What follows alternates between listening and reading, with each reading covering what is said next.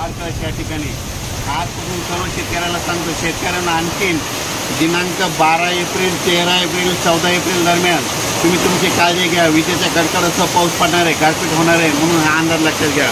आणि विशेष म्हणजे परभणी जिल्ह्यामध्ये 18 एप्रिलपर्यंत वातावरण खराबच राहणार आहे, म्हणून हे अंदाज लक्षात घ्यायचा. योगायोगानं आज मी काय झालं, पालवून तारकळस इथे जात असताना इतका वादळी वाऱ्याचा पाऊस चालू झालेला आहे. या ठिकाणी थोडी गारपीट देखील आली होती, पण हे देखील सांगू इच्छितो. पण माझी सर्व शेतकऱ्याला विनंती आहे परभणी जिल्ह्यातल्या, की सध्या खूप वातावरण खराब आहे. म्हणजे जास्त अवकाळी पाऊस आला की आधीच काय करायचं, वातावरण ते झालं की तुम्ही तुमचं आपण आपल्या घर जवळ करा.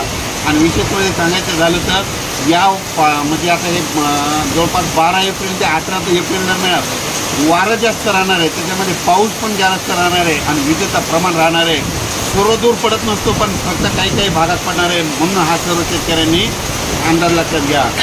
या ठिकाणी आता या तारकळस या ठिकाणी लाईव्ह या ठिकाणी आता मी पावसातच भिजलो. मी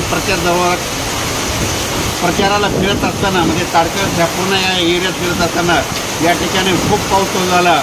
आणि विशेष म्हणजे या ठिकाणी पत्र देखील उडत असल्यामुळे आम्ही या तारकळस या ठिकाणी रोडवर गाडी उभा केलेली आहे. अचानक वातावरण झालं तर परत एक निषेध दिलं जाईल. पण सर्व शेतकऱ्याला माझी विनंती की 18 एप्रिलपर्यंत तुम्ही तुमची हळद, कांदा सर्व काही झाकून ठेवण्याची तयारी ठेवावी. धन्यवाद.